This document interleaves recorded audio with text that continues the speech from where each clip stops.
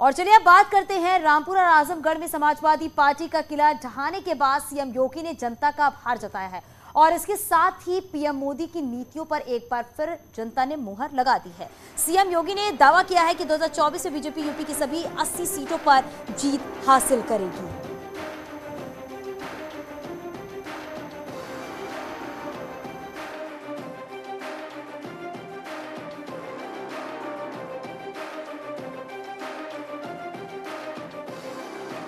कहा है जिस तरीके से कल उपचुनाव के नतीजे आए हैं, लोकसभा उपचुनाव के, उसके बाद सीएम योगी आदित्यनाथ ने कई बड़ी बातें कही हैं कि नतीजों से 2024 का संदेश भी दिया जा रहा है। डबल इंजन की सरकार ने डबल जीत उत्तर प्रदेश के अंदर इस उपचुनाव में हासिल की है। आदरणीय प्रधानमंत्री जी का यशस्वी नेतृत्व, भारतीय जनता पार्टी के केंद्र और प्रदेश नेतृत्व के साथ ही कार्यकर्ताओं का परिश्रम और जनता जनार्दन का आशीर्वाद,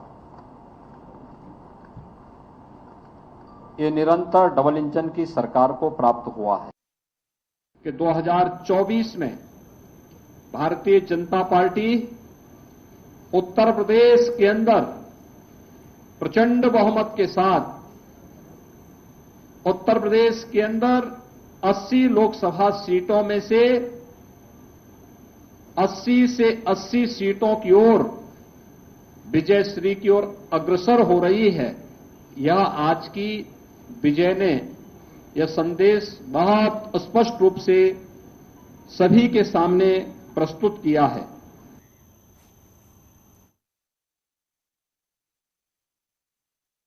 को करारी हार मिली है तो सहयोगी दल भी अखिलेश को नसीहत दे रहे हैं।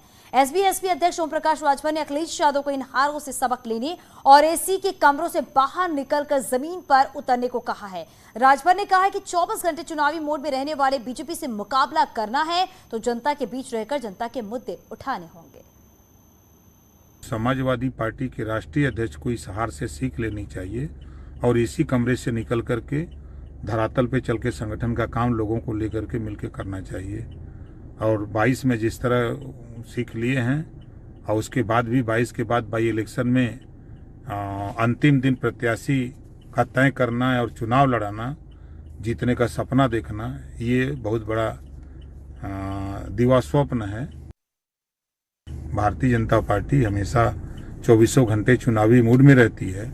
उससे चुनाव लड़ना है, जीतना है तो फिर समाजवादी पार्टी गठबंधन के सभी साथियों को मिल करके एसी से निकल करके धरातल पे चल करके जो गरीब, कमजोर, पिछड़े, दलित, वंचित, किसान, नौजवान, बेरोजगार हैं उनको अपने साथ जोड़ने की जरूरत है, तभी हम मुकाबला कर सकते हैं।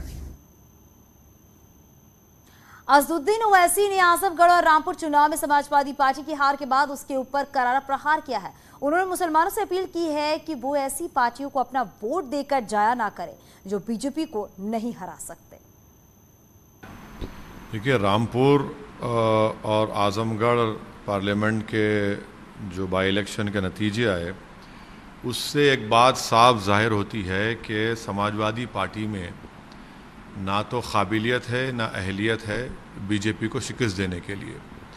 और मैं उत्तर प्रदेश के अल्पसंख्यक समाज, दलित और मुसलमानों से, और ख़ास तौर से हिंदी हार्टलैंड के मुसलमानों से अपील करूंगा कि वो अपने वोट को ज़ाय ना होने दें और ऐसे निकम्मी पार्टियों का साथ ना दें जो बीजेपी को हरा नहीं सकते। वो सिर्फ आपको धोखा देकर आपका वोट हासिल कर लेते हैं।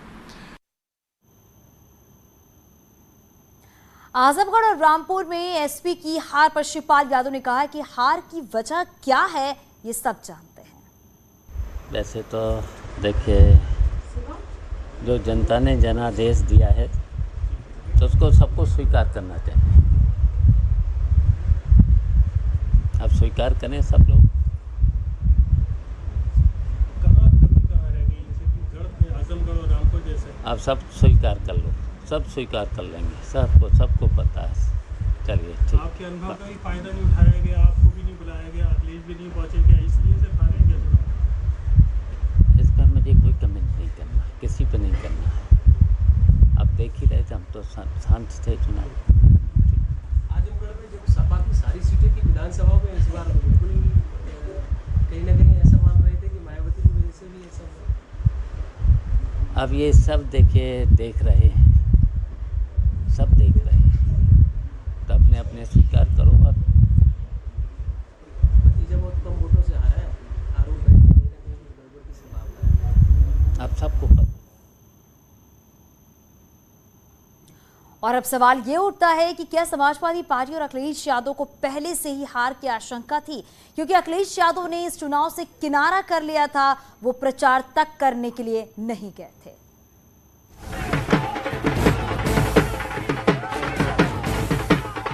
श्री अखिलेश यादव जी जानते हैं कि वह आजमगढ़ हार रहे हैं, रामपुर हार रहे हैं, इसलिए अभी तक यहाँ मुझे लग रहा है प्रचार करने आए नहीं।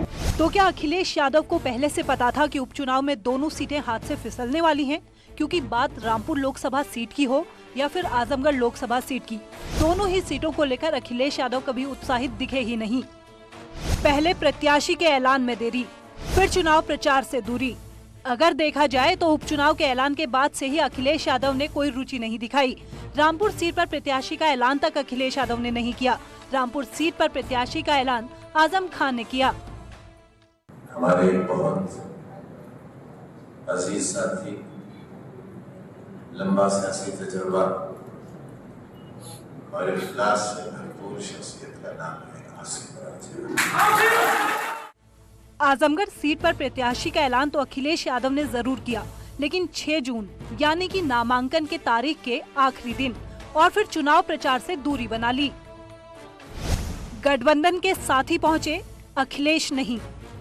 आजमगढ़ उपचुनाव में प्रचार के लिए समाजवादी पार्टी गठबंधन के सभी साथी पहुंचे।